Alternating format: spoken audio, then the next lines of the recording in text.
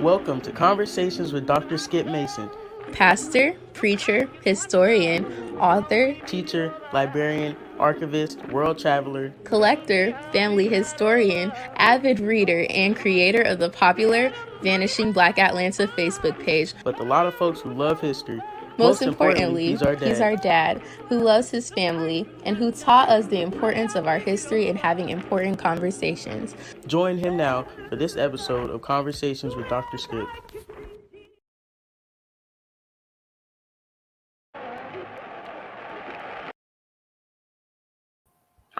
Well, let me say good afternoon to everyone. It's so good to see you on this Tuesday afternoon, feeling like a Monday afternoon. I don't know what day of the week it is. I'm just totally off and just trying to figure it all out. It's been a while since I've come to you on the Vanishing Black Atlanta page. I've been doing some other things, of course, with my church, the Great West Mitchell Street CME Church, 560 Martin Luther King Jr. Drive, and also with Morris Brown College. And just so excited, Morris Brown named a permanent president, Dr. Kevin E. James.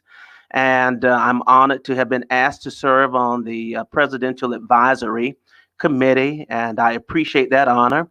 So I've been doing a little bit with that, but I haven't been on live on this page for a while.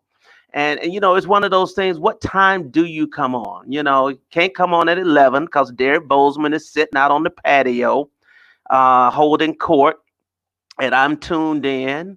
And he's on live now at 4, and I really shouldn't be up against him, but I did want to come on today. There's so much going on in the news, so much is happening in our country, and I thought that I would take some time this week and maybe next week to have a conversation with some of our candidates that are running for office.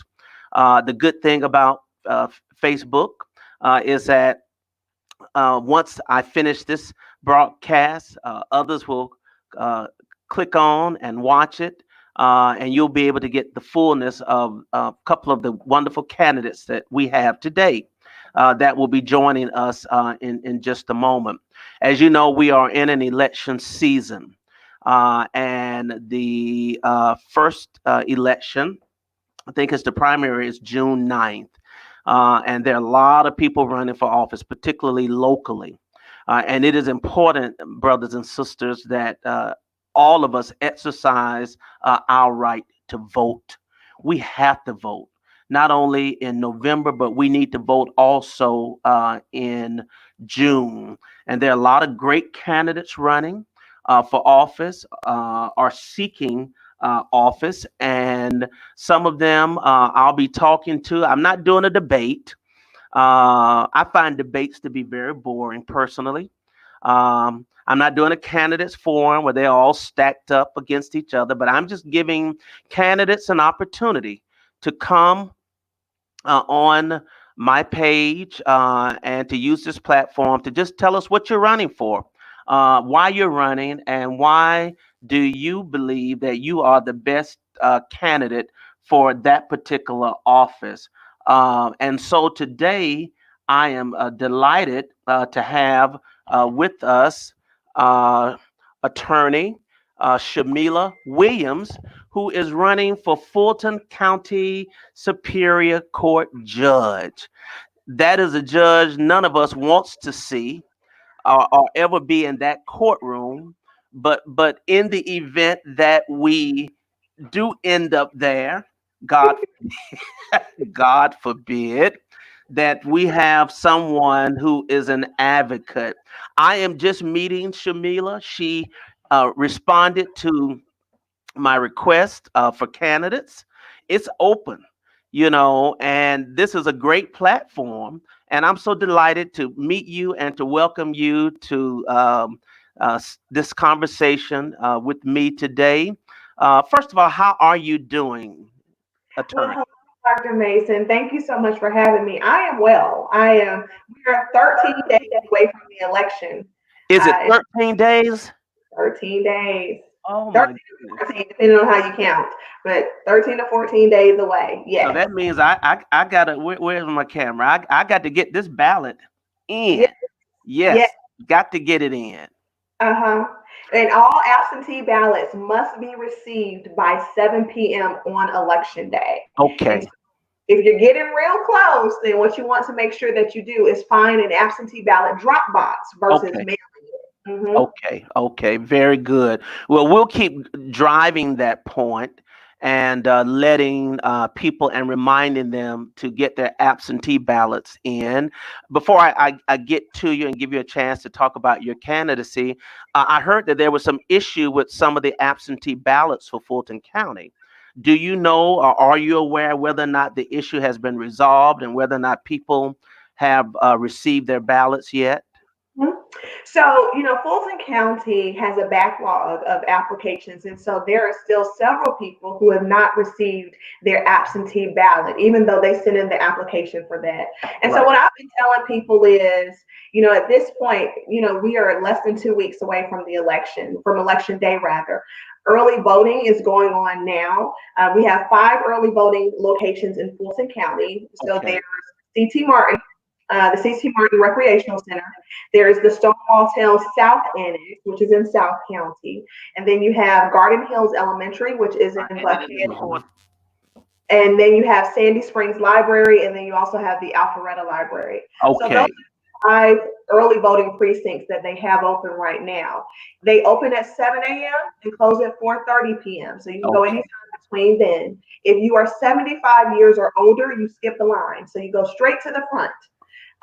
And then we also have mandatory Saturday voting that's going to take place this Saturday, May the 30th. So what I've been Oh, okay. yes. Good to Mhm. hear. Good to hear. So what I've been telling people is, if you have not gotten your ballot, please, please, please do not sit this election out. Mask up and show up, because at this point, for people who have not received their ballot, we don't know when they're going to receive them. Right, right. One of my friends said, fixed it. Oh Lord have mercy. Hold on one second. It is, I told you I don't know what day it is. I have it's Monday afternoon. It is Tuesday Say yes. afternoon. Okay, hold on, y'all. Hold on. Hold on. All right. It's Tuesday afternoon. All right, I got it. I got it now. Thank you, Sonia Ross. Sonia Ross and I went to G.A. Towns Elementary School. All right then. And she's been trying to keep me straight and edited for the last 40 something years. So, Sonia, good looking out. Y'all take a moment and host a watch party if you would, or share this. I'm host, I'm producer, I'm engineer. I'm trying to manage all of these little buttons at the same time in this new age of technology that has brought all of us up to speed and is allowing us to do some things that we didn't even think that we would be doing. But enough about that. Okay, attorney Shamila Williams, you are a native of Atlanta or Fulton County. You went to Venetian Hills, Mhm. check. Paul D. West Middle School in East Point, check. Tri Cities. You're a Howard University graduate, Georgetown University Law Center graduate. You are a member of the Delta Sigma Theta Sorority Incorporated, the East Point College Park alumni chapter. That's a whole lot to say. And an adjunct professor at Spelman, and all of these wonderful things. All right, check, check, check, check, check. All right, we love our home folks. We love them homegrown. Yes. That means a lot. But tell us Yes. why you want to be a Superior Court judge, and in doing that, you can tell us a little bit about yourself. You have my undivided attention. Well, thank you, Dr. Mason. And that is an excellent question. And I tell everybody, you should ask every single person who is asking you for your vote, why do you want this job? Why should I choose you? So I am running for Fulton County Superior Court, much because of what a lot of the things that you just said. I was born and raised right here in Fulton County. Specifically, I was born and raised in Atlanta, Georgia. I have spent my entire life in this community, serving this community, working in this community, worshiping in this community, playing this in this community, etc. And what I've seen is a drastic change in our community. We have had an increase in crime here in Fulton County. Our judicial system is breaking down in part because of political appointments. People who are being appointed to our bench who have no context and no reference for what's going on in our community. And judges they are extremely important positions. And oftentimes people don't care about who their judges are until they are in front of the judge. And so I tell people the time to care about who our judges are is now at the election box, right? During election season. And so we need judges who are in touch with, engaged with, and a part of our community. Judges make decisions that impact our everyday lives in our community all of the time.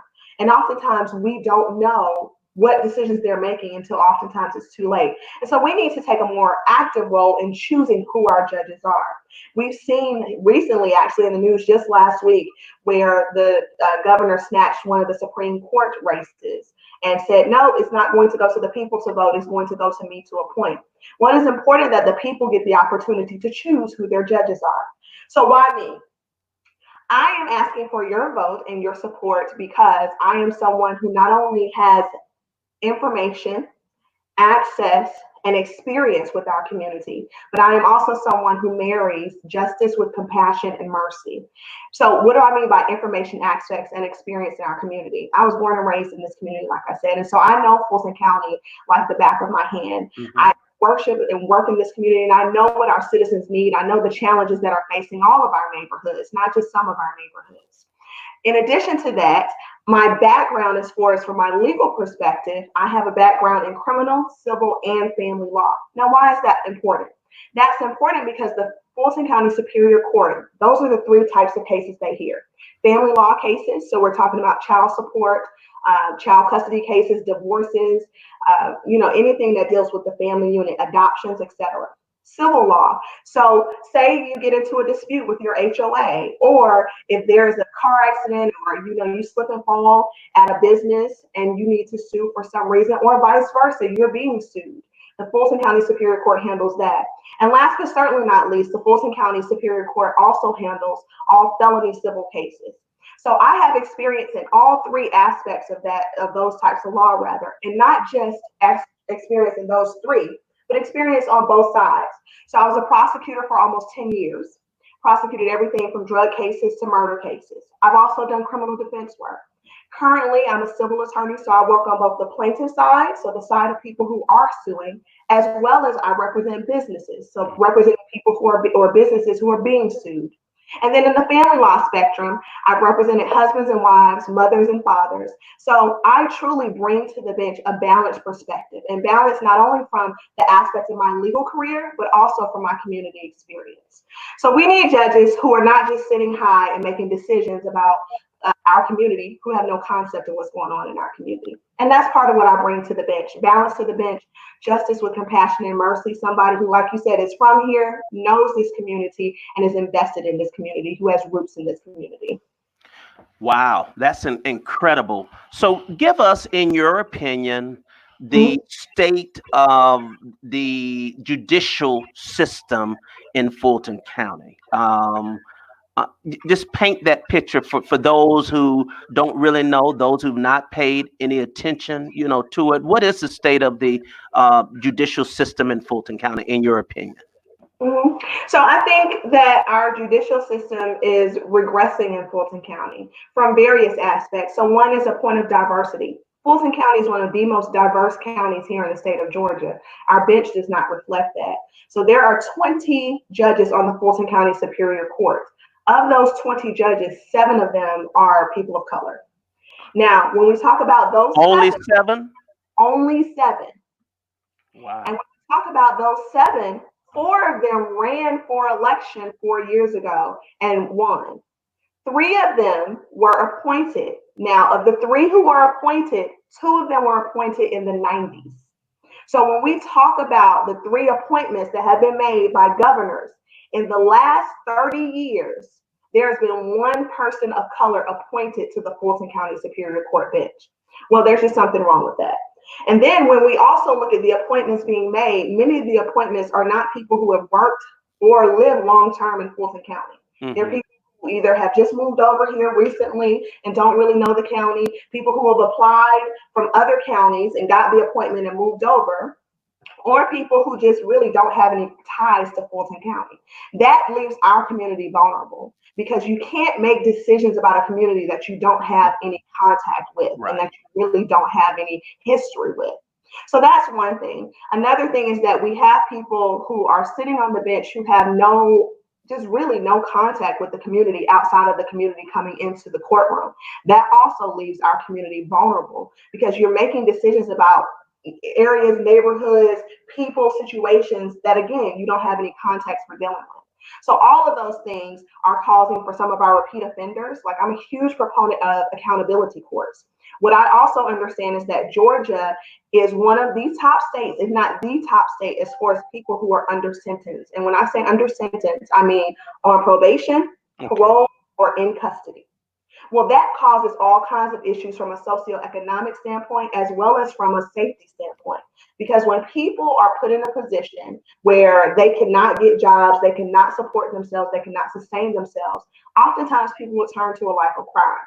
When our children are in a space and a place where they are not, the school to prison pipeline is a prime example where they're being over policed, where they're being over sentenced for things that are happening or decisions that they make as children. So rather than giving a child a felony record, how about we look into putting them into an apprenticeship program? Rather than giving a person a felony record for having one hit of crack cocaine, how about we spend that money that we would have used to incarcerate them? How about we spend that money for a treatment program? That same amount, because it costs more to incarcerate somebody than it does to treat them. So we take a holistic look at our judicial system. Now, there are some people who, prison is there's no other option, right? Based on whatever's in front of you. But we've got to make the distinction between those people who can be rehabilitated and become productive members of society and those people who need to go to prison for a little bit. Wow, that's incredible. So, would you say that it is important? Well, let me back up for a second. Do you know the racial composition of Fulton County? It's It, about half. it's about half and half. Okay. Should the judicial system reflect that composition as well? Absolutely. The judicial system should reflect the makeup of the county because how do we say that people have a jury of their peers, but they don't have judges of their peers? Mm, That just doesn't make sense. And when we look at, here's the other thing about the Fulton County Superior Court bench. It is the busiest trial court, the largest trial court, and arguably the most powerful trial court in the state of Georgia. The reason for that is because if you have to bring a lawsuit against any state actor, so the governor, the secretary of state, anybody who's a state actor, right, the state of Georgia, that suit, no matter where the situation happened, whether it's in Richmond County, Wilkes County, Muskogee County, that lawsuit has to be brought here in Fulton County. And so when we look back even a couple of years ago when there was the allegation that people were not being allowed the right to vote, even though they were standing in line at 7 o'clock, but they were right. being told, oh, you didn't vote by 7, you can't vote. Well, a lawsuit was filed. That lawsuit had to be filed here in Fulton County. And it was a Fulton County judge that decided that nope, if you are in line at 7 o'clock, you must be allowed to vote statewide. Wow, that's incredible. Listen, attorney, so do you mind if, and I don't want to put you on the spot, but do you know the seven African American Superior Court judges who are currently in office now? Yes. Would you share those with us, please? Sure. And so what I'll do is I'll tell you the four who were elected first. That's Judge Thomas Cox, Judge Eric Dunaway, Judge Belinda Edwards. Now, those three were all elected back in 2018. No, Okay, 2016. All three of them were elected in 2016. And so they're also on the ballot this year. And then you also have Judge Kimberly M. Esmond Adams, who was also elected back in 2012, I believe. okay, 2012, one of those. So those are the four who were elected. And then as far as the three who were appointed to the bench, you have Judge Shakora Ingram, Milner Ingram, excuse me. okay. Ingram. And then you also have Judge Ural Glanville. Yes, yes. And you have Judge Constance Russell, who she's actually retiring this year. And so her seat is also on the ballot in Fulton County. So that's an open seat race this year. So you're not replacing one. You're just you when if and when you are elected, you are filling in. So we are going to speak that into existence and say, when I'm elected, yes, When you are. I See, am. I set that up for you. Okay, I just want you to know that I set that up for you. We will speak things into existence. And Yeah. so I am actually running against a political appointee. I'm running against someone who was appointed in October of 2018, and she took office in November of 2018. Okay. So I am running to replace her on the Fulton County Superior And who Court. is that again? I'm sorry. Her name is Rebecca Reeder. Rebecca Reeder. Okay. And your name is Camila Williams. Shamia Wick. That's right. That's right. Now, are there other persons running for that same position? No, sir. There are just two So it's of us in the race. really Yeah, now if you're in Fulton County, don't be confused because there are three contested Superior Court races on the ballot, right? okay. Then there's also a probate court judge election on the ballot too. So there are Okay. four total contested races on the Fulton County court ballot for Wow. judicial. Well, first of all, do you know Theron Johnson? I do. I see him. Okay, I was about to say now, you running for office and you don't know Theron. I know. Uh, I well, good, good. Then you all right with me. And Theron is the political Genius. guru genius of Yes. of America. And my brother, beloved, and I've known him since he was in college, so always good. And he was hosting a debater forum last week. I tuned in to watch, so it's good to see you, brother Theron, and another genius attorney, Francis Johnson. Immediate past president of the Georgia NAACP. If you don't know him, he is certainly someone that you need to know. Attorney Johnson says the racial makeup of the county was 46.4% white, Mhm. 44.3% black or African American, 6.9 Asian, 0.2 American Indian, 3.4% from other races. Those of Hispanic or Latino origin made up 7.5%. This is important to know. Absolutely. That's why I said just about half and half. It's about half and half. Yeah. Wow, that's incredible. Let's talk about the state, and I know you're running for Superior Court judge, but you can't just become a judge and not be concerned about the policing and the criminal justice system in Fulton County in Atlanta. Recently, several young boys were um, arrested for selling bottled water. And I tell you, it has created a firestorm of discussion on my page. I don't know the young men, but I have supported them uh, at the corner of Westlake and what's that? Westlake and oh gosh, Westlake and ML King. Okay, that corner. There's a service station there, and so it's created a lot of debate and discussion about how it was handled. And Mhm, today we see a video released of I think his name is George Floyd mhm, out of Minnesota, and a policeman elbowing him on the neck, and he died subsequently as a result of that. You know, mhm, I don't know what the circumstances are, but there are no circumstances that would mhm, provoke that kind. So we need to talk about the criminal justice system, policing in Atlanta. There's going to be a huge gathering tomorrow that my buddy Derek Bozeman is calling brothers to come to that corner. We got mhm, to figure out a way, how to make sure that our public safety officers have some ability to de-escalate and to manage a situation. Those young boys should not have been arrested. In mhm, fact, one of the ones arrested had a LLC. He's out there doing a honest hustle. As mhm, my kids remind me, whenever we pull up to the corner stop sign and we see these kids, and they say, "Daddy, we got to support them."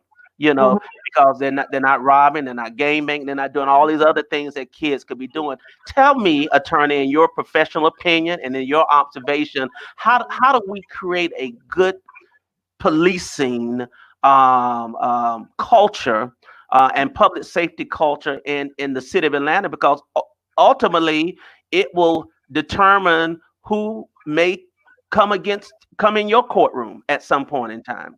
Give me your thoughts about that. So, our society has changed a lot.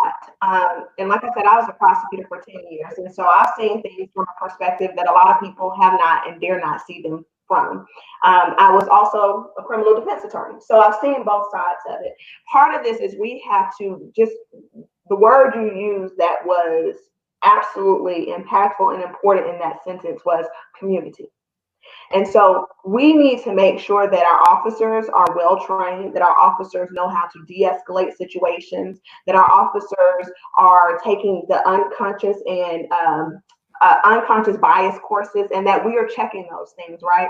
So I think that there are a lot of great officers out there, but then there are, just like with everything else and in every career, there are some bad apples out there too. And so we need to make sure that we are holding everybody accountable. And that's part of what our system is not doing, holding everybody accountable, from Yeah. our judges to our police officers to our sheriffs, our DAs, our public defenders, our private defense attorneys, Our everybody. politicians, our city council, the mayor, everyone. Absolutely. And so I tell people you can be pro something and still pro accountability. So you can be pro police and pro Right. accountability. Right. Excuse me, you can be pro community and pro accountability. But what we have to do is start having these discussions, and really frank discussions, versus having them behind cloak and mirrors. Yeah. That doesn't work. That doesn't get us anywhere. And what we also have to do is make sure that we are voting. Voting is a huge, huge, huge piece of all of this. Yeah. And a lot of times, like even with my students before COVID, we didn't go back to school after spring break. But before then, we had a conversation about voting. And I asked them, why do you all think voting is not something that's important or not critical? And what they said to me was that it doesn't matter. It has no impact on our lives. And so we had a very frank and very good and robust discussion about voting. And when you look at the numbers, as one individual, when you say, oh, well, my vote doesn't matter. Well, if 40,000 one individual say that, that's 40,000 people whose collective vote could have made a difference.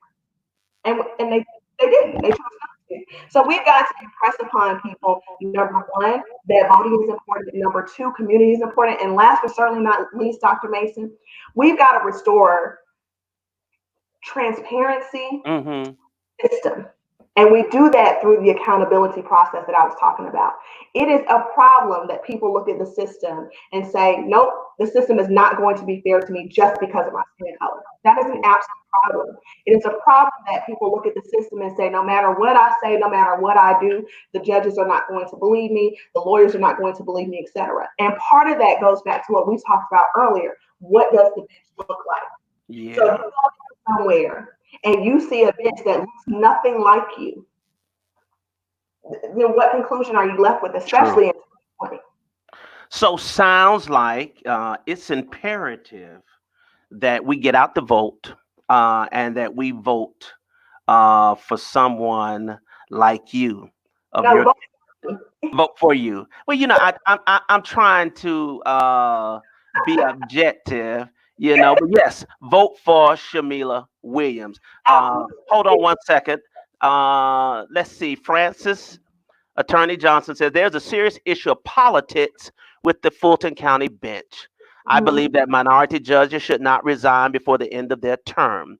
There have been several minority judges, some who were appointed to seats and resign prior to the end of the term. In each instance, the resignation resulted in a dilution of the number of minority judges on that court. The power to appoint judges to vacancies is conditional until there is a change in that philosophy. Let me see the rest of it. I, I know it's such a powerful statement. I can't see the rest of it past the line. Yeah, but I think the point is well taken. Do you agree with them? I do. I Yeah. do. What we've seen, and listen, judicial positions are nonpartisan positions, right? So we appear on everybody's ballot, and Right. people they send me messages, what party are you? What party are you? And I always respond the same way. I'm the party of the people, right? Wow. I'll be the people's judge, not the politician's judge. And here's what I mean by that.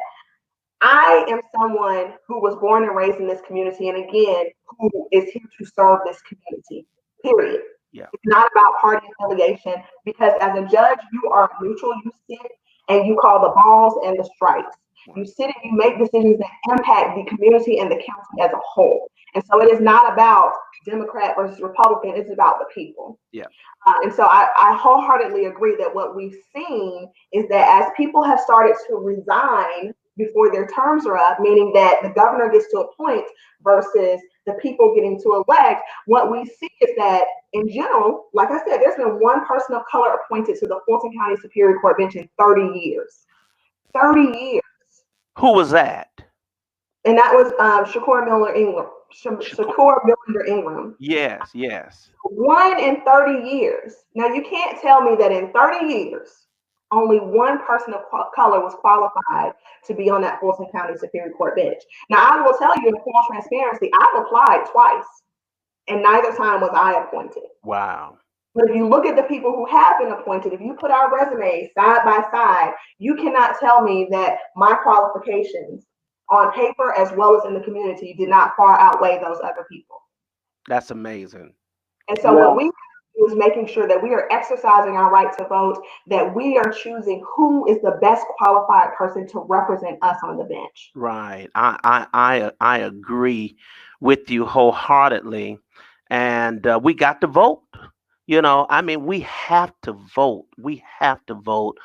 Several of the Superior Court judges that you mentioned, I know Judge Glanville and Judge Kimberly Scott Edmonds, Judge Belinda Edwards, and there's one more, Thomas Cox. Judge Thomas Cox. Yeah, know them well, and glad that they are continuing to serve. Just for 1 second, I know Patrick Labat, who is running for sheriff, is trying to get on. Jackie and Patrick, if you're listening, you got to have Google Chrome in order to use the link, my dear friends.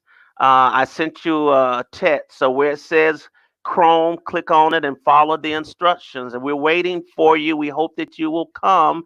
But Shamila does not mind because it gives her a few extra minutes to make her case. But I think she's done an excellent job. And this is why these conversations are important, because sometimes we just don't know. We see someone running for office. Okay, here's a black sister, African American sister, well qualified, running for office. Why? Um, and the whole 9 yards. So, any rate, well, do you want to? I have a couple of folks who are trying to get on as well. But any closing statements you want to make? Any case to the people you want to make as to you why they need to elect you as the Fulton County Superior Court judge? Absolutely. So before I do that, I want to tell you this one statistic. I pull the numbers every day because I also like to know what's going on and see the Yeah. data landscape. So as of 10 o'clock this morning in Fulton County, 16,364 people had voted, and that's total, including absentee ballots and in-person early voting. So you Okay, said 16,000. 364. Is that good? That's bad. And the reason that's bad is Fulton County has over 1 million citizens. Of course, we have of just the people who have requested absentee ballots, over 100,000 people have requested absentee ballots. Right. And when we look at how many people are registered to vote, we have over 600,000 people who are registered to vote in Fulton County. So Wow.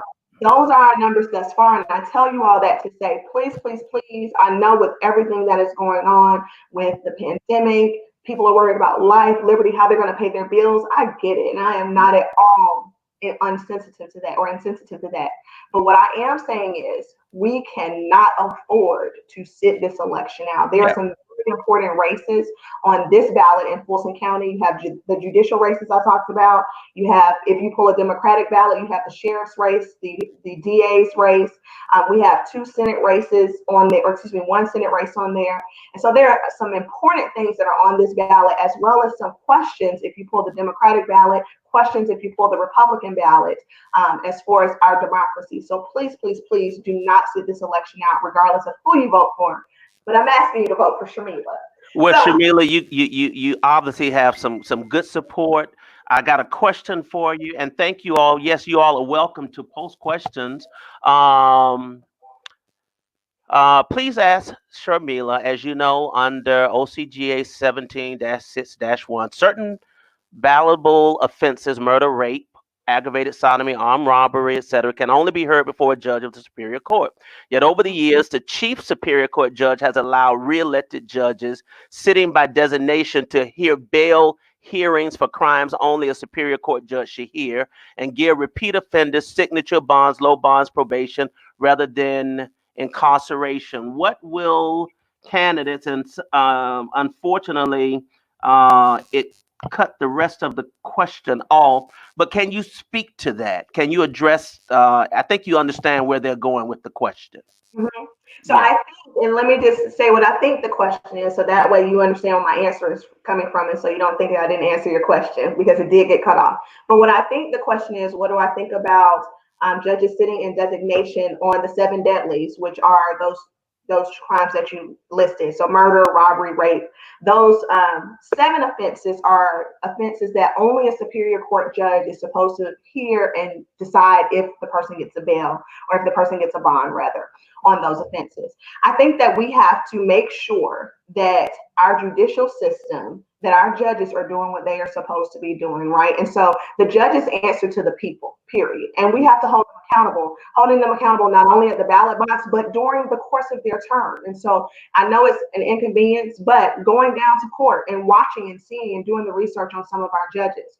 So, with regard to repeat offenders, we do have an issue with repeat offenders in Fulton County. Part of that, you got to look at nonviolent offenders versus violent offenders, right? A lot of our nonviolent offenders are repeat offenders just because of circumstances, right? Because again, that's what I talked about earlier. You give somebody a felony, they can't get jobs, they then further turn to a life of crime, or selling drugs, or theft, or anything like that. And the cycle continues versus fixing the problem, getting them treatment for whatever it is. I'm a strong proponent of apprenticeship programs, treatment programs, Mm-hmm. Accountability courts. Mm-hmm. Mental health is a huge issue. So putting the resources behind that. Currently, Fulton County has accountability courts, but they're not well funded. I think in mental health court, it's 50 to 100 people in mental health court. But last year, and I heard the current DA say in another forum, that they processed over 15,000 cases, felony cases, last year. But we only have 50 to 100 people in mental health court at any given time.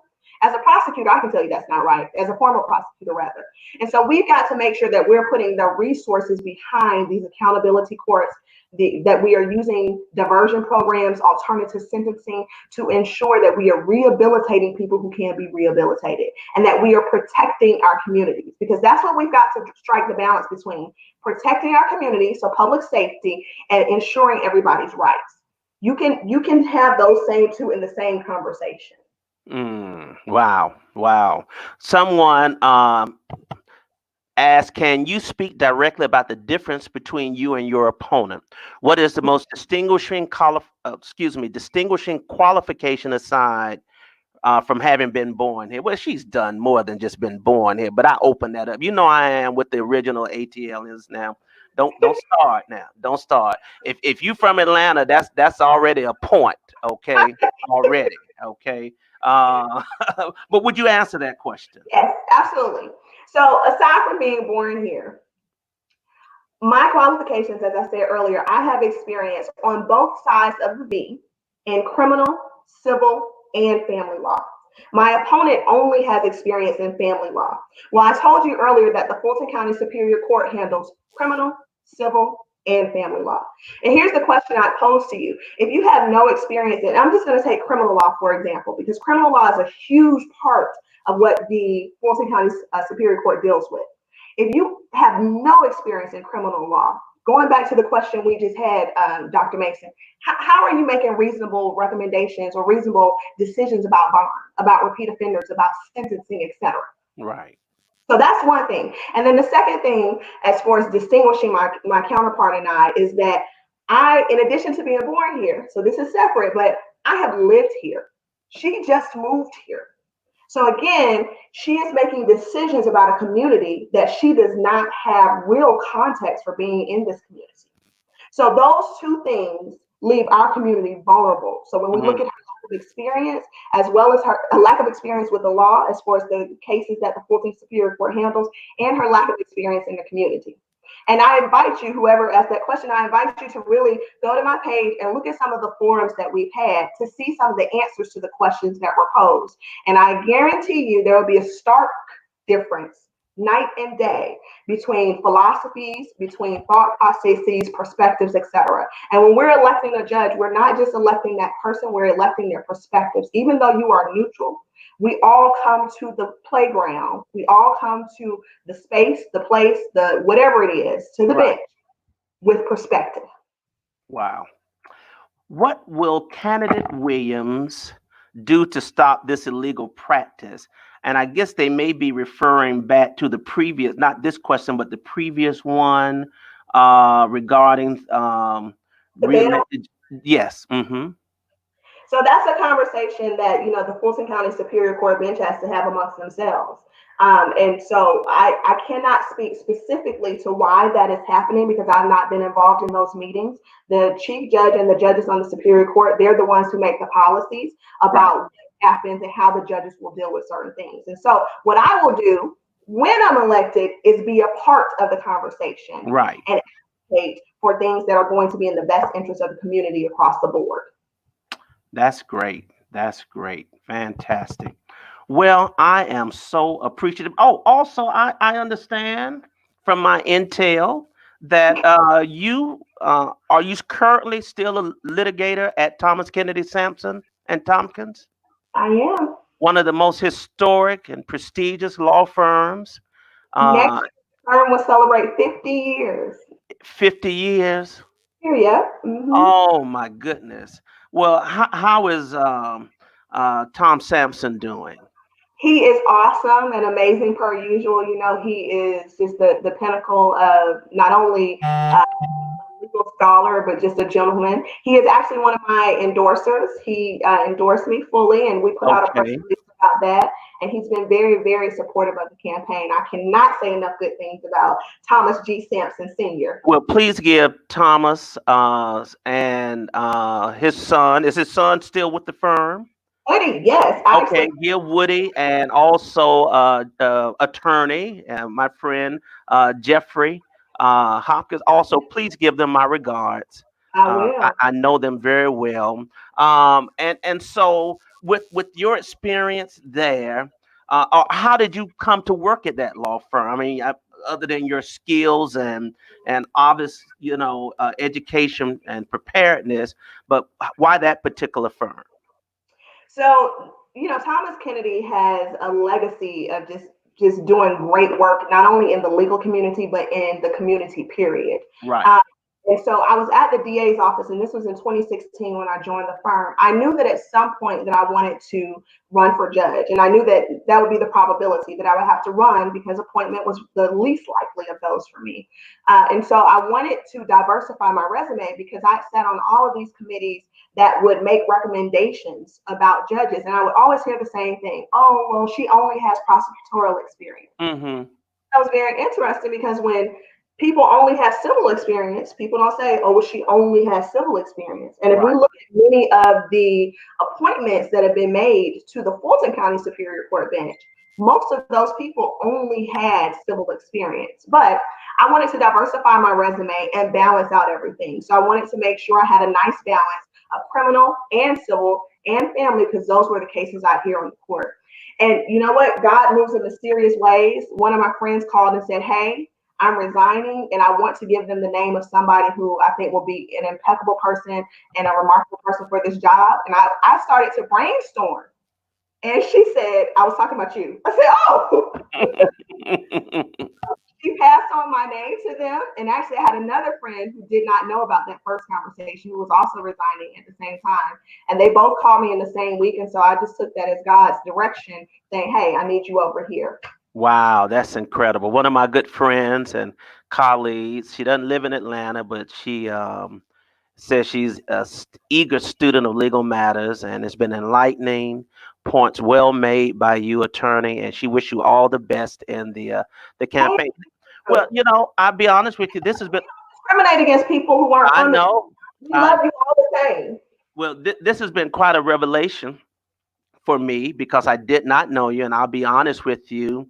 I had not done the full research. I just said I want to open it up, and whosoever will let them come, candidates, and this will give all of us an opportunity to know you better. So I need to make sure that I forward this to my mom, who is now on Facebook. My 86-year-old mother is on Facebook Yeah. and she is just sending bundles of love to everybody that she sees and emojis and all of that. I say you can tell a newbie on Facebook, but the point that I was trying to make, because my mother stays over near in Southwest Atlanta, and in the Columbia Colony community, which is a community of senior citizens. A lot of them retired school teachers and all of that. And one of the things they do, who you voting for, girl? Mm-hmm. I don't know these. I don't know these folks. Then Hmm. mama called me. She said, "Now, who do I need to vote for?" I mean, I get that call often from We all people. do. Yeah, well, who do I need to vote for and all of that? So I can emphatically call mom this evening and say, "Mama, Shamila Williams, Superior Court Judge, Hmm. tell the folks in Columbia Colony Hmm. when they mark their absentee ballot, because most of them do have absentee ballots, Hmm. to cast a vote. And we understand and we know that the turnout may not be great, Hmm. okay, but we need to leverage every opportunity that we Absolutely. can. And you jumped on this twice. The first time I posted and the second time, and that speaks volumes to me. That you are doing the work, you're grinding, you're getting out there and getting your name out there for those who may not know you. And for that, as one Facebook user, this is what somebody said: she's all over Facebook. Well, thank you. That's a good thing. That is a good thing. Well, I appreciate you so much, and thank you. I wish you the best. You got my vote, okay? Thank And you. others will follow suit, and we will wish nothing but for the best for you, and looking for a wonderful announcement and good results on June the 9th. Absolutely. Well, they got to count those absentee ballots, so it'll probably be the following week. But Oh, pray. true. Yeah, because there will be quite more absentee ballots than usual. Yeah, so you may not get anything for a while. Yeah. Someone has said I've already voted for her. Thank All you. right, got my vote too. All right, Dr. Gleah White, my classmate and colleague. Wonderful, wonderful. Tell you spread the word. You got a large network, Gleah, and you talk a lot too. So you spread the word. Gleah's my good friend. All right. But at any rate, thank you. Thank you. I And appreciate if you submit it for a post on the page, I will post it amidst all of some of that other stuff y'all be submitting to me. Now, some of y'all getting real carried away, but I ain't gonna talk about that with Attorney Williams right now. I said, Lord, I see it too. The truth is the truth. it is, and I said, Lord have mercy. But anyway, Attorney, God bless you, and thank you so much for joining. Thank you. I appreciate it. Take, Bye, everybody. all right, God bless you. Thank you. All right. Well, y'all, that was great. I did not know her, and now I do, and I am truly impressed with her. And the fact we got to get another African American on that bench, y'all. We got to get another one on there. It doesn't even reflect the demographics of our city. at all, and so that's what we got to do. Sharmila, her sharmilaforjudge.com. I think that's her website, www.sharmilaforjudge.com. And so check out her website and mark your ballots and send it in, and let's get another one. I don't, God willing, don't want to ever be before another judge. But if I do, I hope it's somebody I know. This is a true story. Judge Isabella Gates Webster. Um, she was a city judge, maybe city traffic judge. I don't know what the correct name is. I know my attorney friends will tell me. But at any rate, I had amassed some parking tickets, I think when I was in graduate school at Atlanta University then. And anyway, I ended up in her court. And I had also, been doing a lot in Atlanta history in terms of books and so forth and all. And so I get in her court and I was nervous and all. Yeah, I don't want to be in nobody's court, to be quite honest with you. And it was my time to come up. And she said, Herman Skip Mason Jr., I don't want to ever see you in my court again. Um, these fines are dismissed or some. I said, thank you, Judge. And I ran out of there so fast. I tell you the truth. You don't know who knows you and who you know. But that was such a blessing. She is the mother of Reverend Karen K.K. Webster, former Fulton County Commissioner, and Donald Webster. Somebody wrote on here, lock them up. You think I'm going to put that up on here? No, not at all. I'm not putting that comment. Somebody said we need more knowledgeable sisters in there. We sure do. We sure do. Well, I was waiting for Patrick Labat to come, but he might not have been able to download the link. And I sent the link to Willie Davis, who's running for Fulton County School Board. And so they may not have been able to download the link, but that's okay. Because this has actually been really just quite fulfilling to learn more about Attorney Williams and the state of our bench and the importance of that. Um, and so we got to do what we got to do, y'all, in this time that we're living in, and the importance of having people of color, and the importance of having not only just people of color, but skilled and trained and knowledgeable and educated and proven people of color with some compassion. Compassion, because I think that that's what the court needs. Max, is Catherine trying to get in? I thought she told me she had something else to do, but I'll post the link right now. I'll give her the link. Oh, I did send her. I sent her the link. So if Catherine wants to come on, she is welcome. I'm going to hang around for a while and just talk about a couple of things while I kill time and see if any of the other candidates will be on. I'll be on tomorrow, I think, maybe about 4 or so with some additional candidates that are running.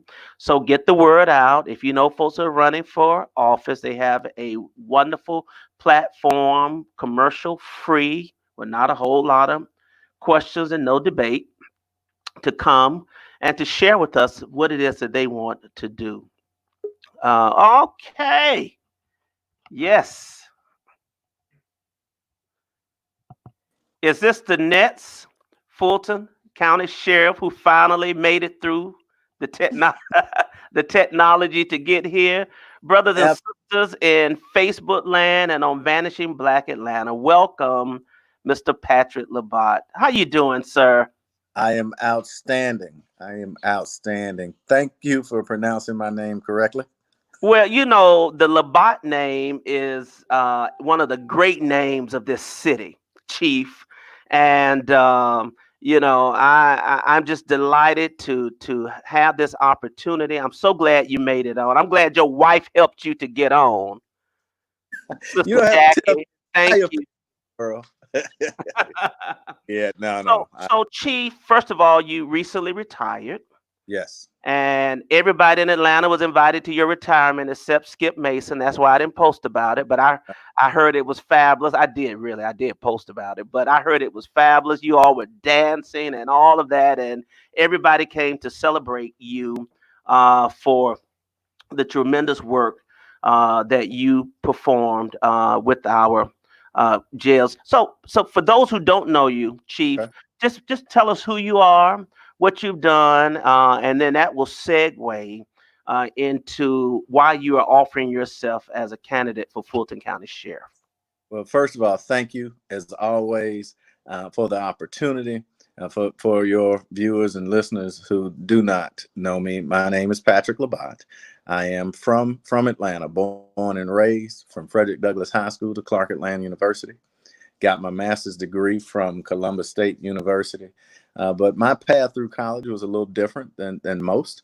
I started working 11 at night to 7 in the morning at the city jail and going to school during the daytime. And so over a 20-year period, I was promoted up through the ranks. And then in 2010, I was appointed chief of the City of Atlanta Department of Corrections. Mm-mm. As chief, I was allowed to put together an exemplary team, and we did what most thought we couldn't do, and that was to go beyond the walls of the jail and really have an impact on our community. And so, as such, we first looked from a value added standpoint. How could we, year over year, continue to add value to the city, to the mayor's goals, and really continue to really focus or be laser focused on and providing exceptional service and value. And one of the things that we did, as you know, is we started the Junior Correction Officer Program, and that program allowed us to really bring in our youth. We can't arrest our way out of these problems. Yes. And so we had to focus on what youth intervention looked like. It wasn't a scared straight program. It was really a directional program. So we took kids in for 9 weeks, up to 3 hours on Saturdays. And yes, we went through the courts. Yes, we went through the jail. We went through the homeless shelters. But we also took I don't say at risk, but at promise youth, uh, Charlie Brown Airport. Mm-hmm. Some will never see an airport in their lives, but to give them an opportunity, and I use the analogy as you see the planes take off, for Yeah. them to see their future take off. And then also we took these young men and women to the morgue because it's about choices for Yes, us. sir. So we continue to run that program. As you know, our jail, again, putting together an exemplary team, we were able to get our accreditation. Our jail certification accreditation is best kind of in layman terms, and maintain that for 10 consecutive years at a perfect 100. Wow.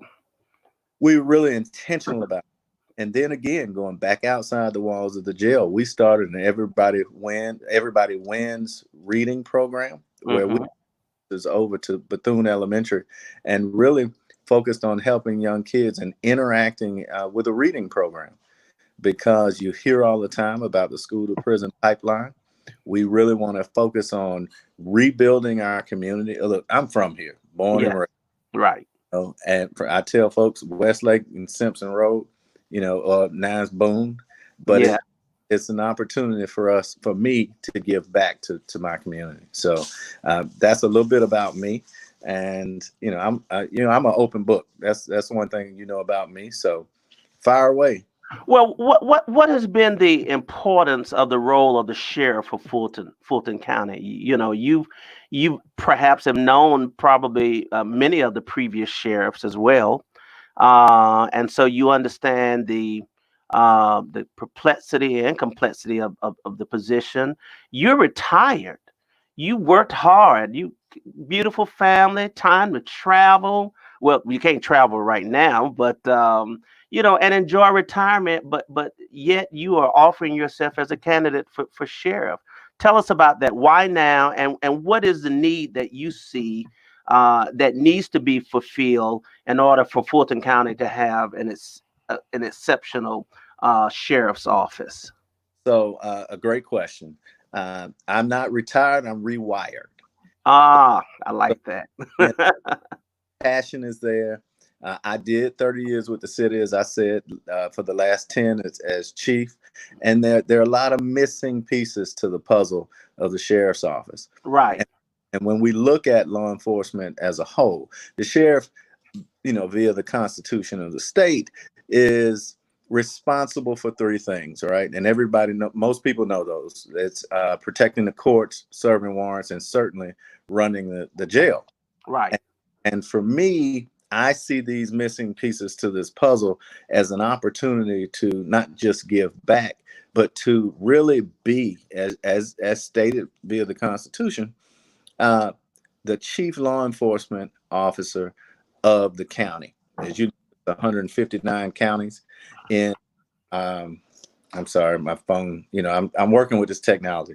159 counties in the state, and Fulton County being the largest. We need leadership that's active, engaged, bold, accountable, and transparent. Yes, And those sir. aren't just words to me. I have a proven track record of working with our city council, and now we want to take that experience and lean in toward and help the county commissioners establish the number one sheriff's office in the country. Mm-hmm. You mentioned earlier, I have great relationships. I have great relationships with all of the past sheriffs, except for one that happens to be currently in office. Oh boy. But you look at my endorsements, the first Black female sheriff in the world, Jackie Barrett, is leaning in and really been a rock through this process. Even Sheriff Langford, Mm-hmm. we have a history of having strong sheriffs, but this last 12 years has put us in a rocky place. Okay. And I have really, me, I'm Yeah. forward thinking, and I've reached out to the sheriff for over a year and a half, even before, because I was running at the time a major facility in the city, less than 3 miles away, Right. and they were having overcrowding issues.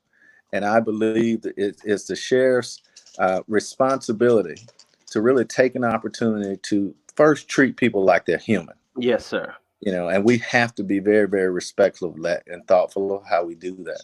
So it's a wonderful opportunity for me to step into this role. I need your listeners and your voters to really be thoughtful about their selections at voting time and make me the next sheriff of Fulton County. Chief, what are some of the challenges that you will face rather, as sheriff going in? What are some of the major challenges that people may be unaware of right now? Well, the first thing we have to do is really focus on internally on Okay. the infrastructure. We can't do better until we fill the vacancies. We can't do until or become better partners until we change the culture. And I believe we have to, 21st century policing has really evolved into moving from this warrior mentality to a guardian mentality, right? And lean into service. And so with that, again, a proven track record of what we've been able to do, and take the sheriff's office really by the handles and focus on recruiting really good talent, focus on retaining our talent, because they're good people over at Fulton Sheriff's Office. They're just starving for leadership. And so I believe we lean in and really focus on that and make customer service one of those core values where people feel like every experience has been one that is valuable to them. And what I really want to do is I want to move from, who is the sheriff, to people saying, that's my sheriff. That's my sheriff's office. And I want to be proud of that. You look at the fact that there are less than 500 individuals out there committing between 40 and 50% of the most violent crimes that the county has seen. We know who these people are. Excuse me, you said less than 500?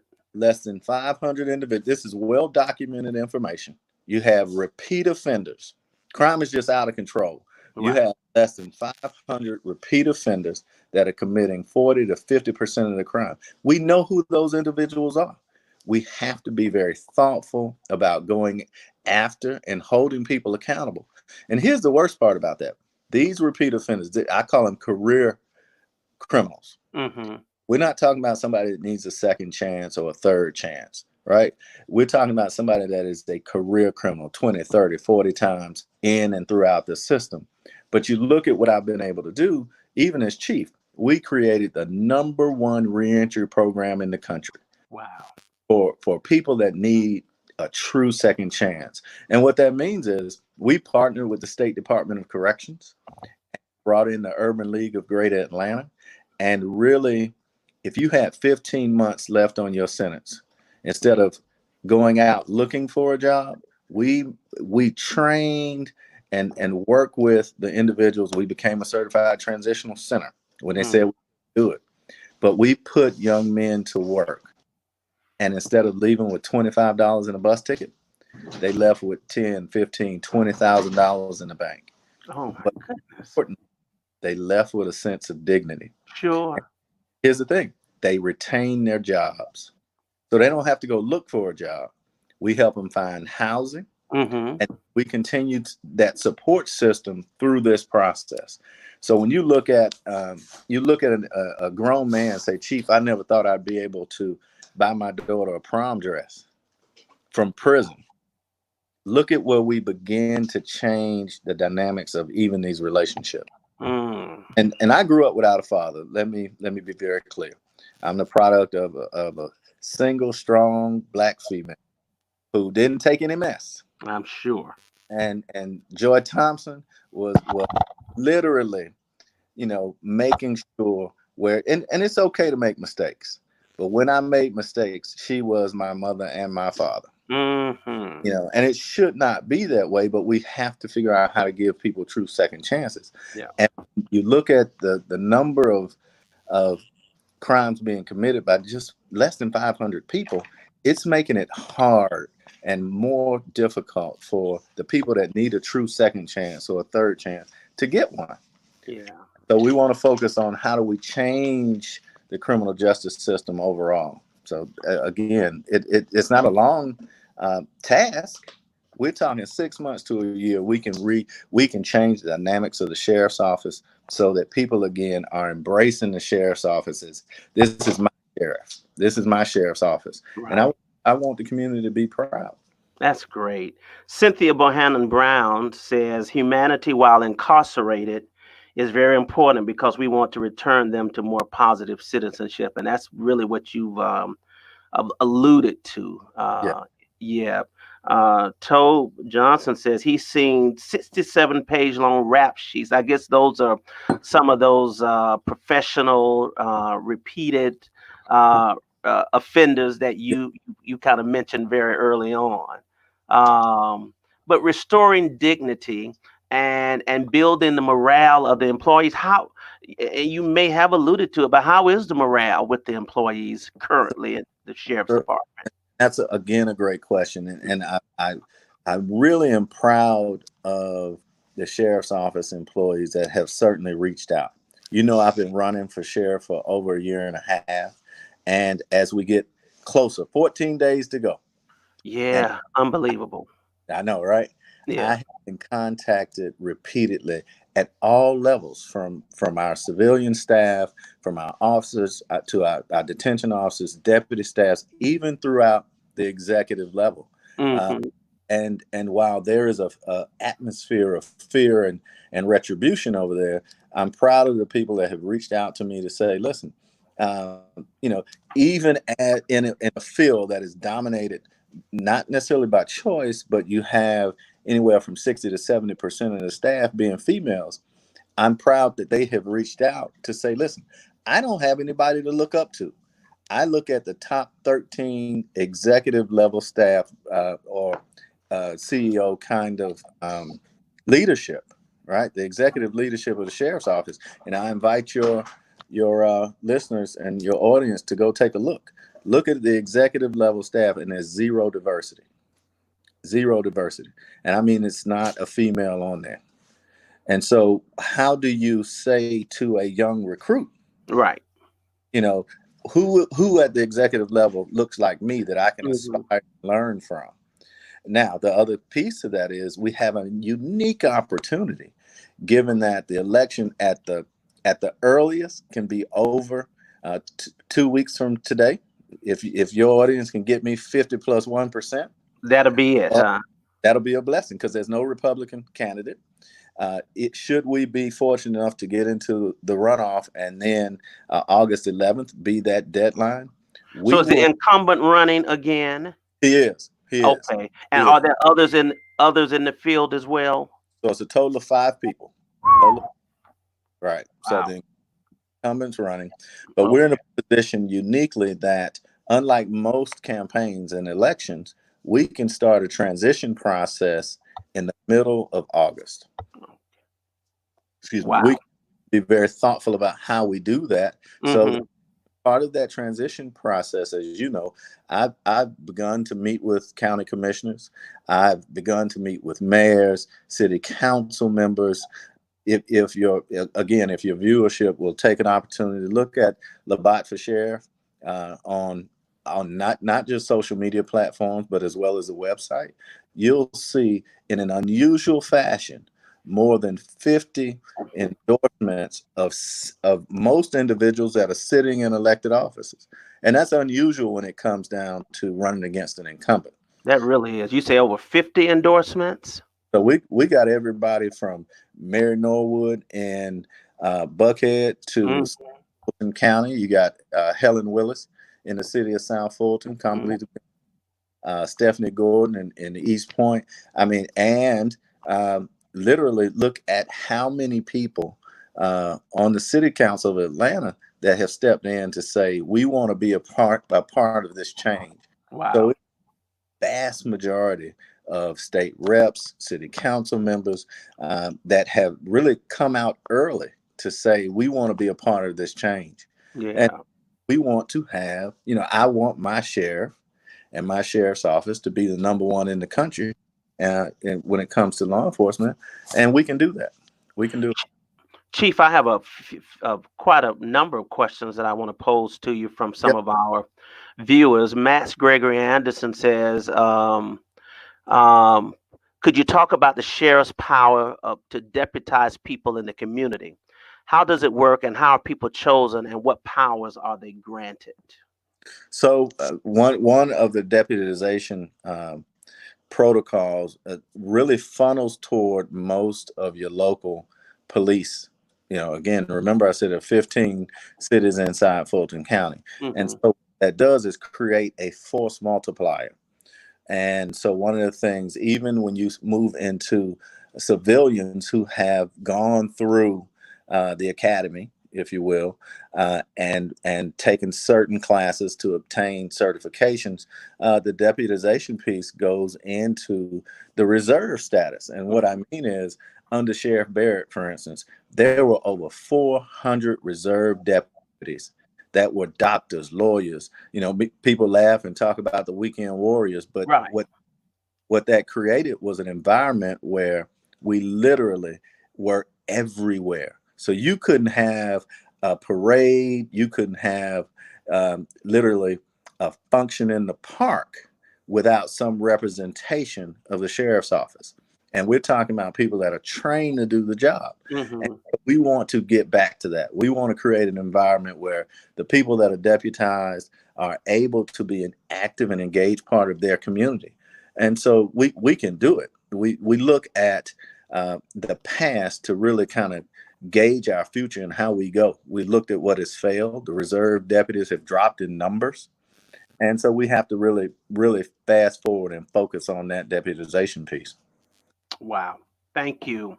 The next question we have from one of the viewers. Let me put my Dollar Tree readers on. It says, please address the plan for juvenile detainees. Those children are our future. What is being done to help return them to school and life outside of incarceration? What will you be doing? Well, and that's a great question. Again, we cannot arrest out of this. Mhm. And what's happening is we've presented, as a society, a lot of opportunities for gangs to come in and recruit our juveniles. Again, I remind people I was raised without a father. So we have to start removing those excuses and giving people ample opportunity to be engaged and involved. Right. And that's the piece where we've started to, as in my former position as the chief, we reach out to the community to start building those relationships so that the kids gravitate toward what we're doing. It starts Mhm. it starts with that third grade reading program. Yeah. And you just cannot, and this is where we have failed, where I see a particular failure in the sheriff's office, is that it's don't think it's by happenstance that a lot of these programs come out in some departments when it's election time. Okay. We have to be intentional about being able to serve our community and thoughtful about how we do it. So we build these partnerships, and we go after partnerships, but we build relationships. And so as we continue to be a part of our young kids' lives, they find people that they can look up to, and then Sure.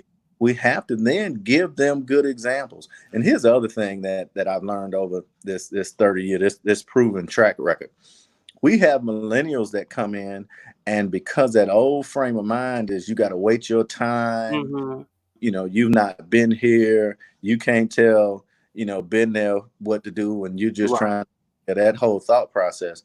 We have to lean in towards our younger staff and really give them an opportunity to exercise the technology they have, Yeah. and really not run. We do a poor job of retaining talent.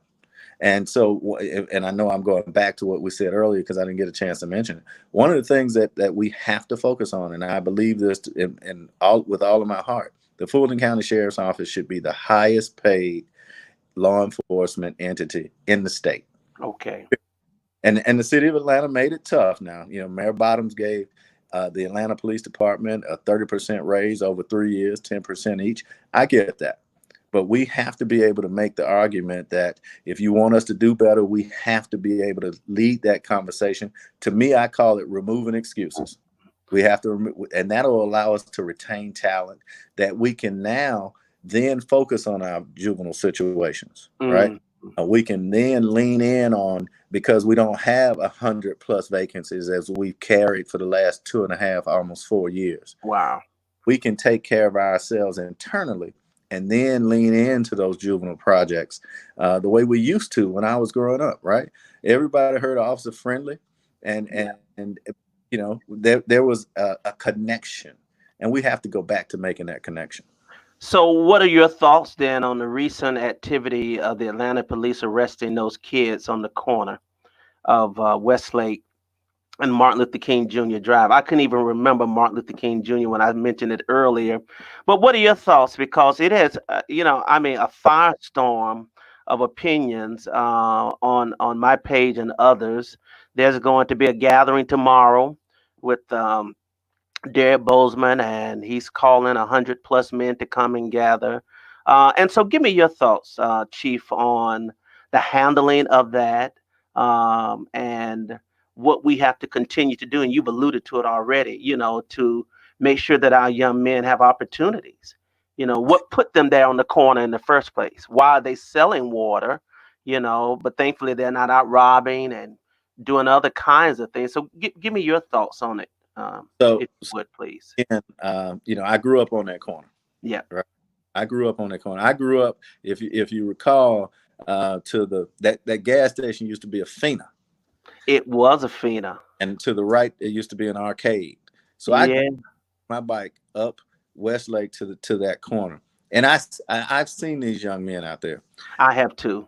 and it's one of the things that has plagued the city, because it's a Yeah, delicate conversation between how do you beautify your neighborhood, right? When they are trying to do better for themselves, right? And I've said it repeatedly.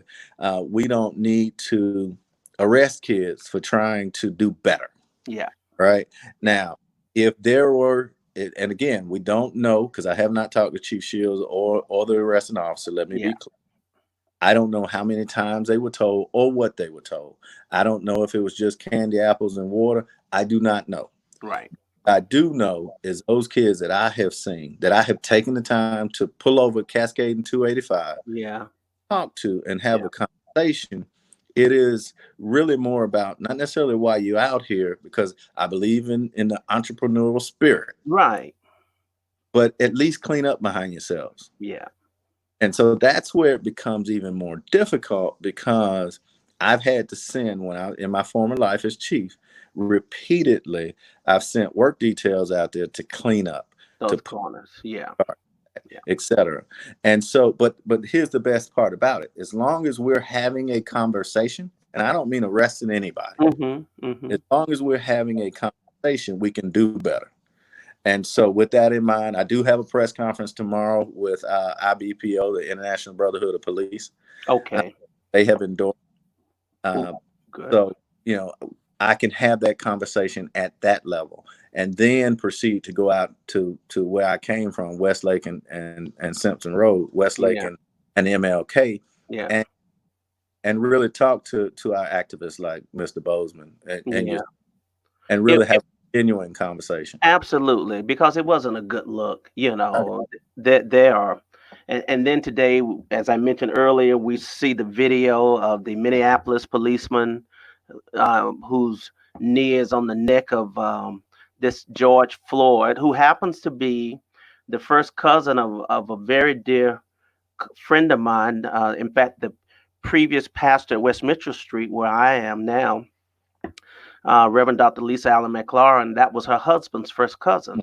And so when you see that we're in between Ahmaud Arbery right. and Brianna up in Louisville, Kentucky, and you see the young boys getting arrested, and this it stirs up something. Right.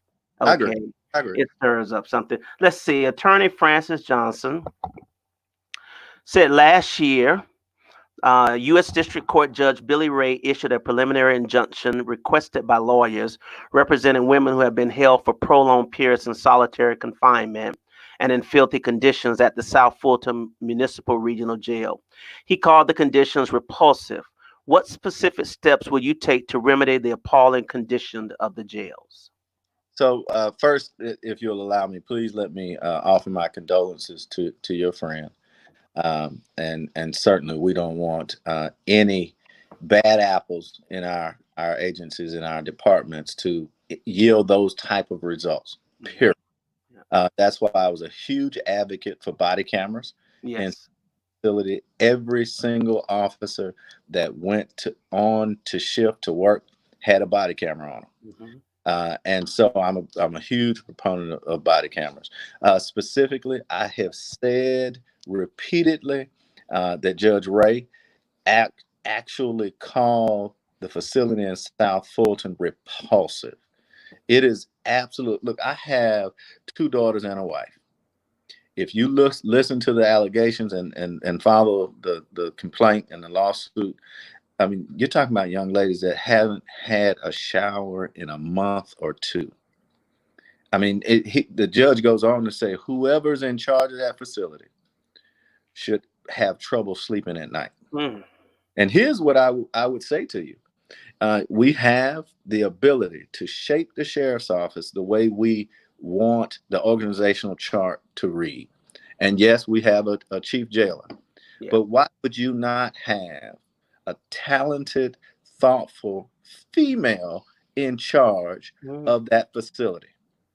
And so that's one of the first things we'll do is we will put someone in charge of that facility that's not just talented, but has the skill set to Right. and really be thoughtful how we treat people. Yeah. So the one thing you'll see when it comes down to the facility that I was in charge of for 10 years is we focused on care and custody. I tell all of my staff, if you want to be a judge and you want to punish somebody, go to law school, go up to Georgia State, get you a degree, get you a black robe, and then go sit on somebody's bench. Mm. Job is care and custody. And custody. And if the first thing, remember, I go back to recruiting and retaining talented staff. We can fill those 100 vacancies. Right. We can literally go into that facility, and an environment where people aren't abused, and that's really what's happening. And the sheriff's office can try and pivot and steer away from it. I've been down to talk to members of the council and elected officials in Union City. Mm-hmm. They were sold a bill of goods that they just have not lived up to. So we really need to focus on obtaining. And here's the thing you got to keep in mind. In 2015, the sheriff's office lost their American Correctional Accreditation. Right? You're talking 300 plus standards that would allow for betterment of the environment.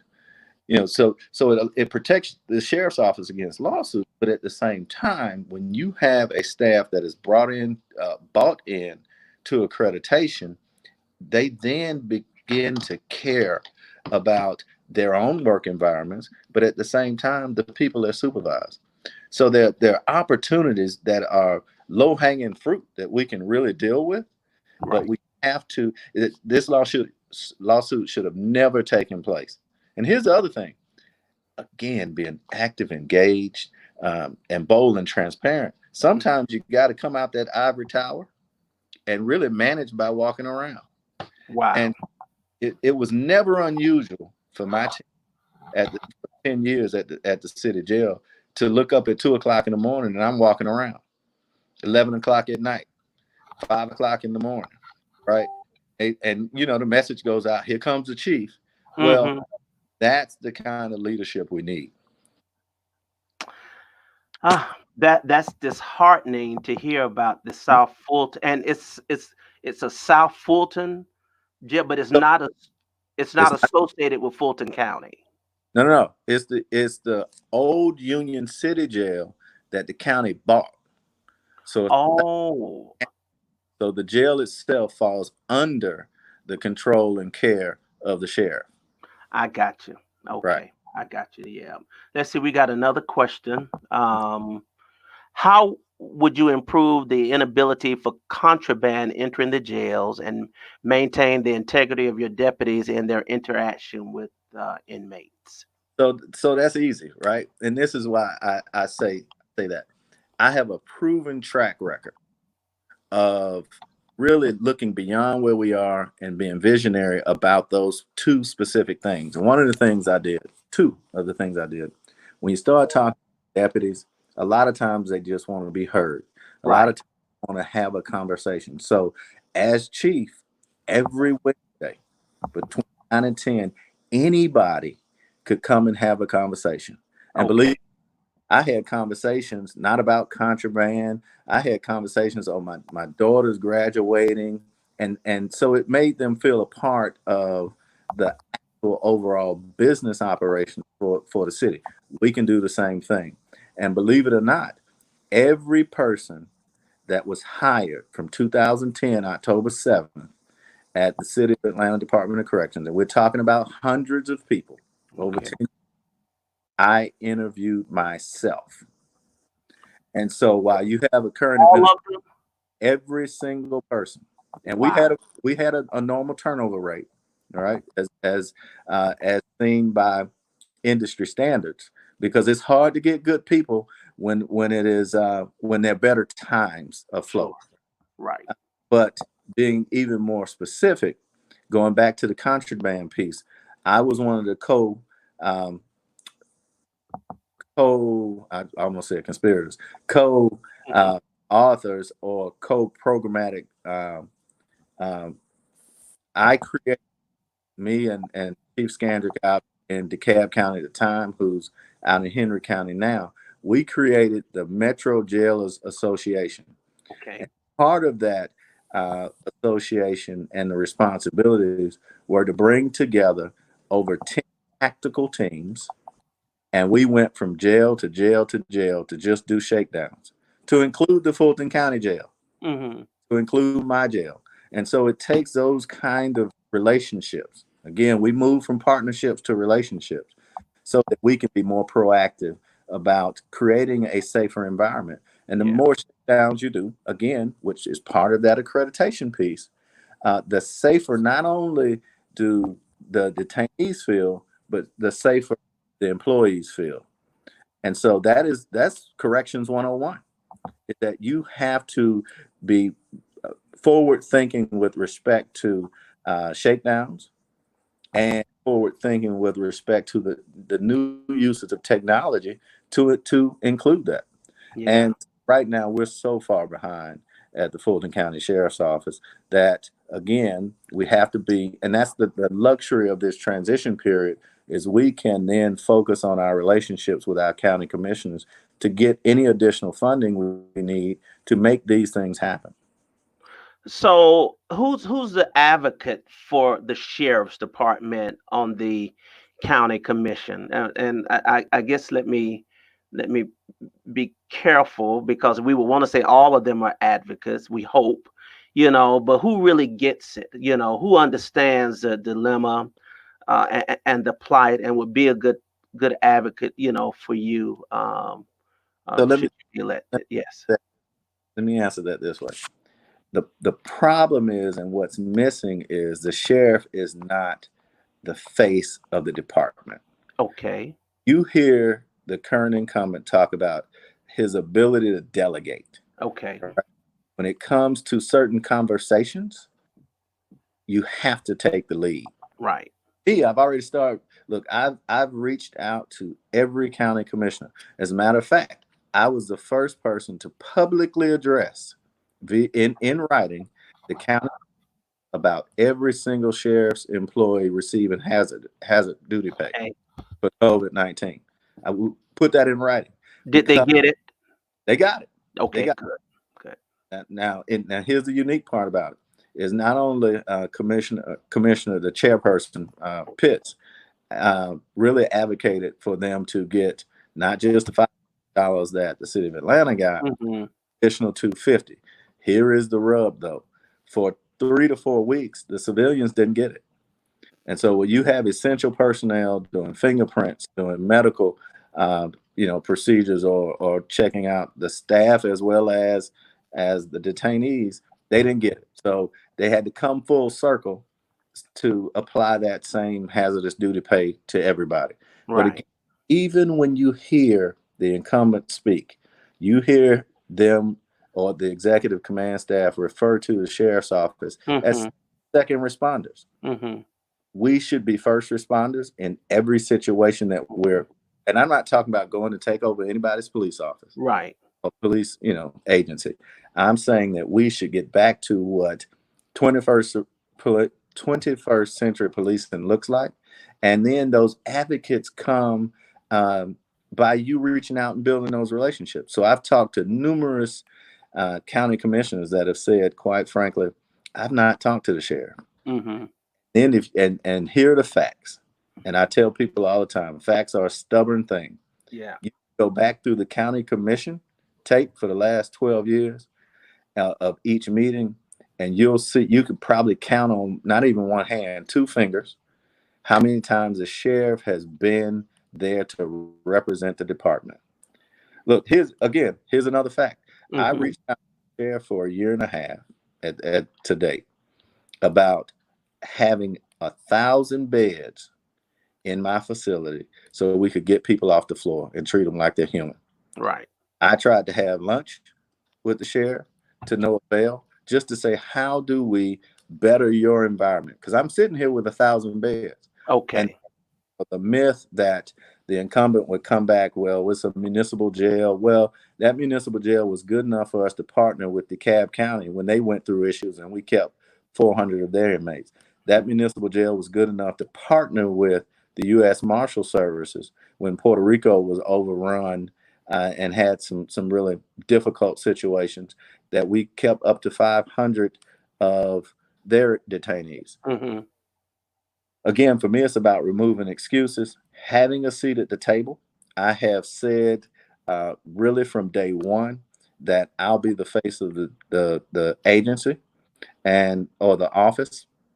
so that we can have those very important one-on-one meetings with the county commissioners, with the different mayors in the cities, to see how, and different police chiefs, to see how we meet them where their needs are. And at that point, it really begins the conversation of how do we redefine the sheriff's office. So you're committed, if I'm hearing you, to really holding people accountable We have for. to. We have to.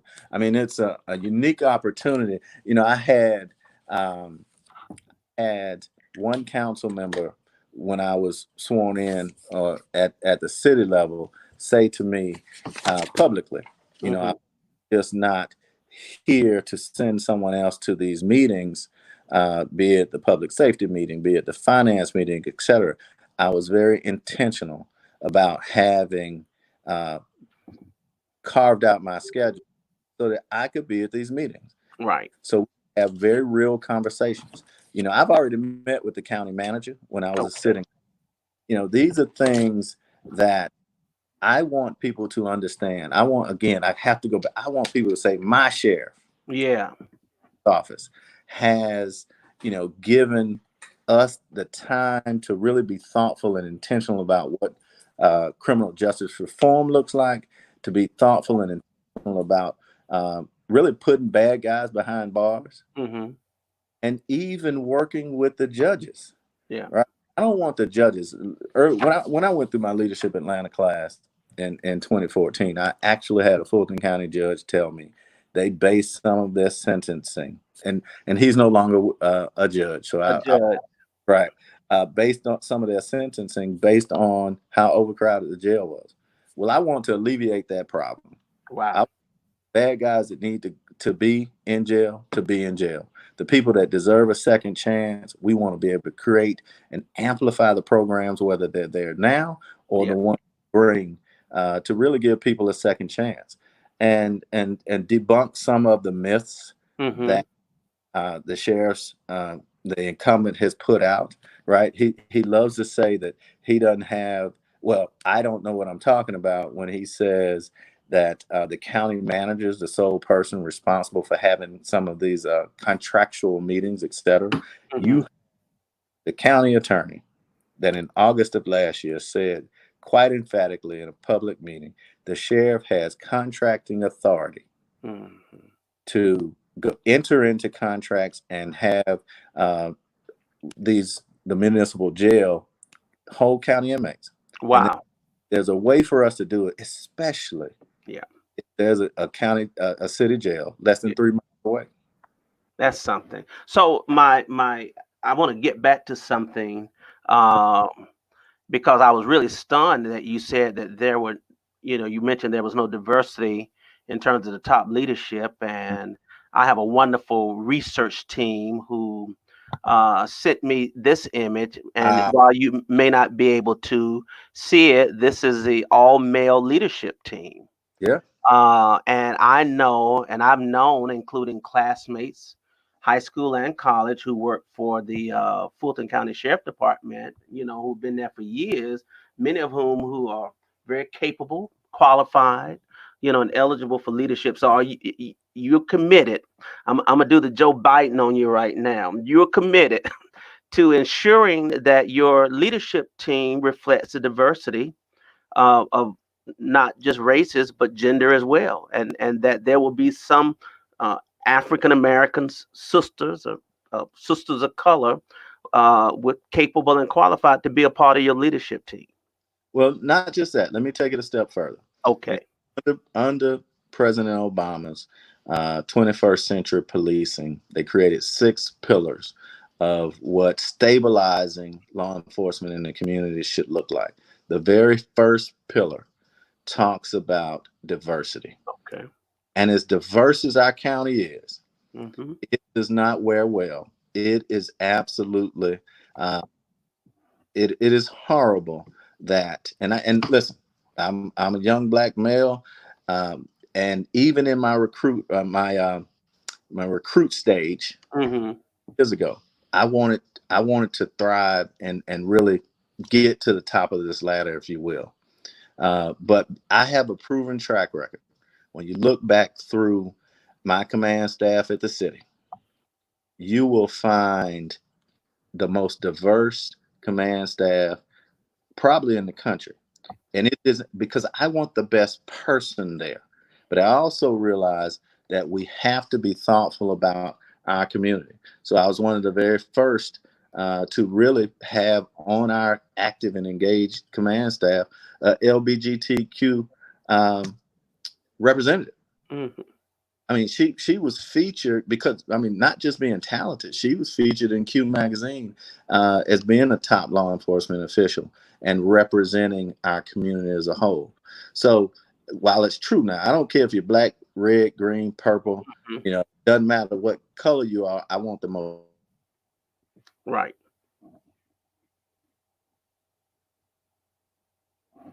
Chief, we lost your sign. Okay, there you go.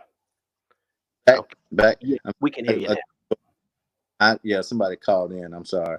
I don't shy away from the fact that I was very intentional about making my office. I almost said sheriff's office. I will Mhm. be about making my sheriff's office reflective of our community. And so while there'll be instances where we will go out and do a national search, but we have to be very thoughtful about making sure the sheriff's office looks like our community. Our community. And it's a shame to me, right? Even if you look at the two question marks on that script you put up, right on that, the two question marks have been there for over 6 months. So the Right? positions have not been filled in a timely manner, is what you're Well, saying. there's a couple things, right? They either have not been filled in a timely manner, or they've not had an opportunity over 6 months to leverage technology and remove the question marks. Mhm. Maybe as adept as your research team is, as quickly as they pull that, somebody might need to help them at the sheriff's office because I mean, again, it's a wonderful opportunity to reshape the sheriff's office to reflect our community and really, really have a huge impact. So I have two final questions, and I appreciate your time. This has been very, very enlightening. Well, actually, two and a half. Okay, one of our viewers said, "Doesn't Fulton County need a new jail?" I do I believe, quite frankly, we need a new jail. Okay. I've already begun to work on that with real estate partners throughout the community to try and provide the funding, the resources to Mhm. build a new jail without costing taxpayers a dollar. Right? That's my Right. goal. Now we can always learn from our past. You hear people say when the jail was opened in '87, it's already overcrowded, right?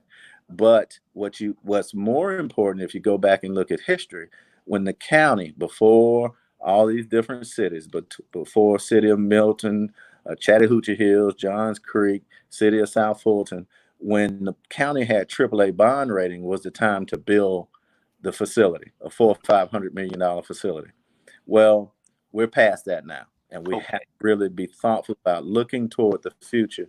And so I would agree, but there are methodologies in place. And I applaud Mayor Bottoms for creating wanting to turn the jail into a center of equity.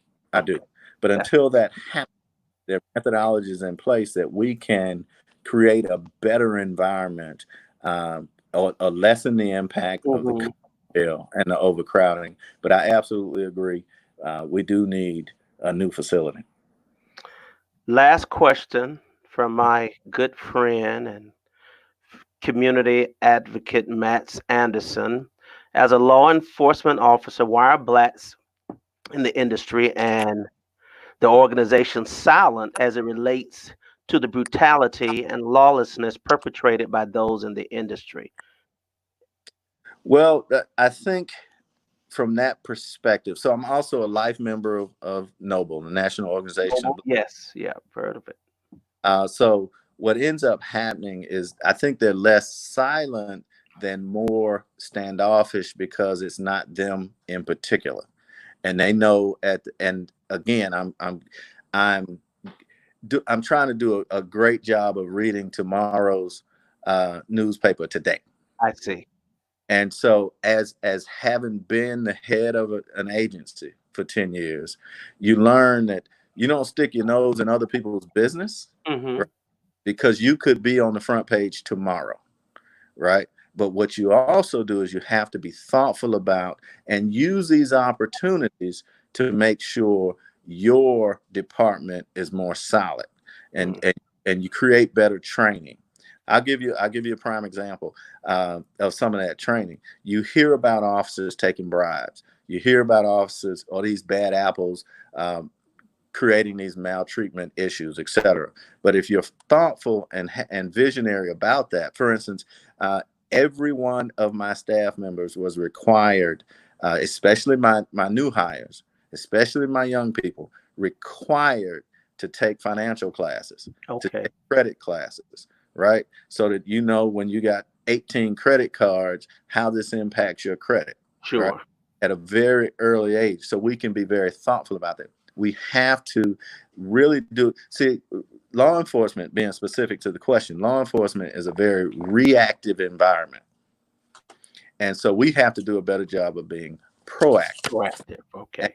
so when you do that, you focus on training. You literally, you do have, especially as a high sheriff, your opinion matters, but you got to be very careful about how you wield that power. And one of my favorite instances of that is Colin Powell. You know, when he was going through the Pentagon, if you look in his book, he talks about suggestive power and being careful of what you say. So he's going to a meeting, and he says, "Well, that's some ugly paint on that wall." Mm-hmm. Goes to his meeting, and on the way out the meeting, the wall is being painted a different color. Mm.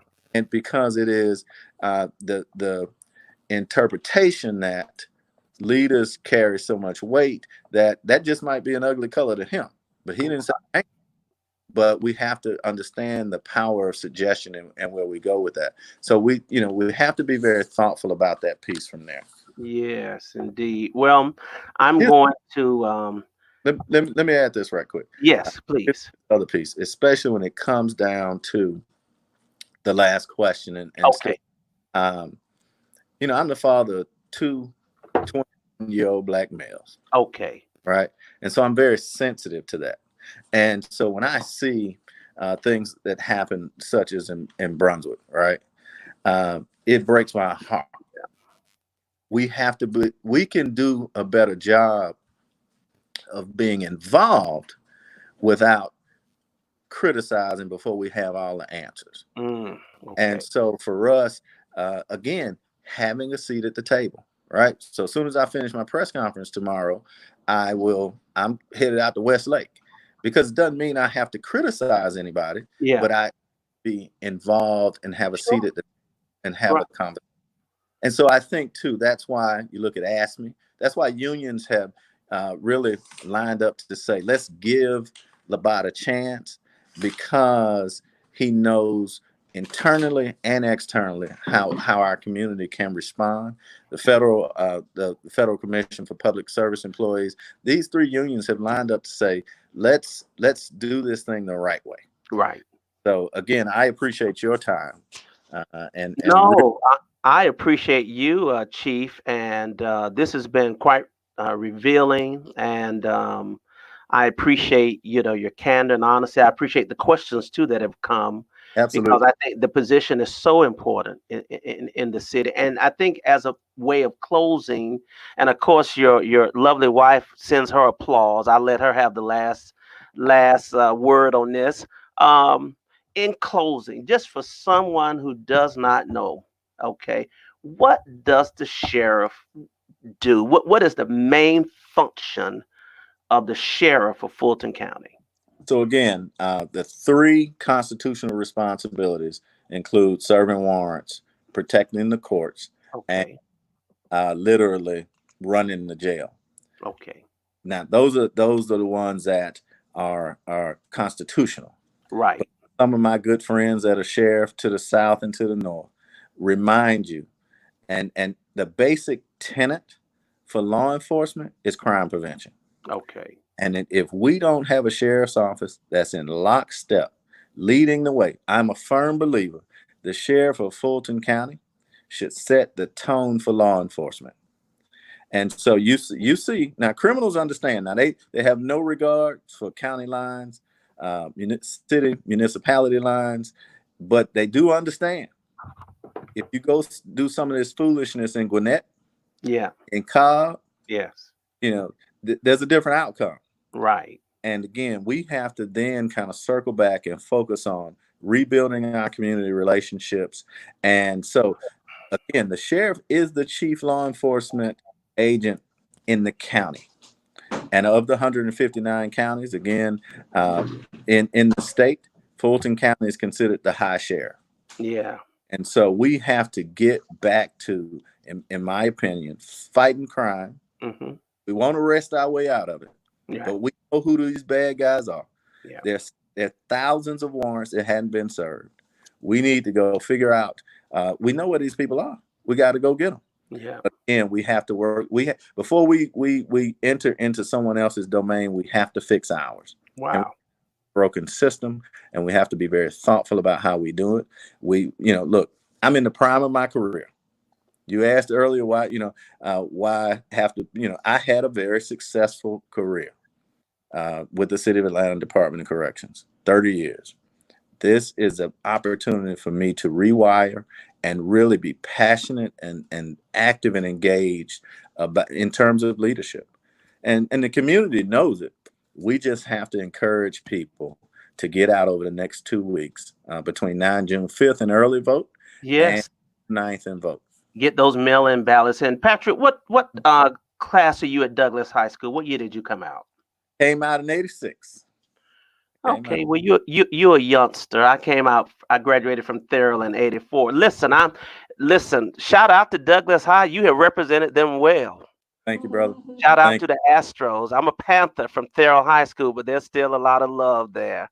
Well, I got a lot of close friends at Douglas. But Chief, I thank you for responding to my invitation, and just wish you the best, and hope that folks will cast their ballots, hope that they will mail their ballots in and get out and vote like your life depends on it, because it really does. God bless you. And your wife is a native of Atlanta? Absolutely. So she started out here off Childress Drive. Matter of fact, many people know her. Her dad is Reggie Williams. He used to run Bill. Yeah. I thought so. I read so, and I know Reggie. I remember Reggie. Now, did her mother teach at Thurl? She did. Her mother taught at Thurl, and then went over to Grady, and wow. Her mother is the reason APS schools have defibrillators now, because What was her mother's first name? Bernice.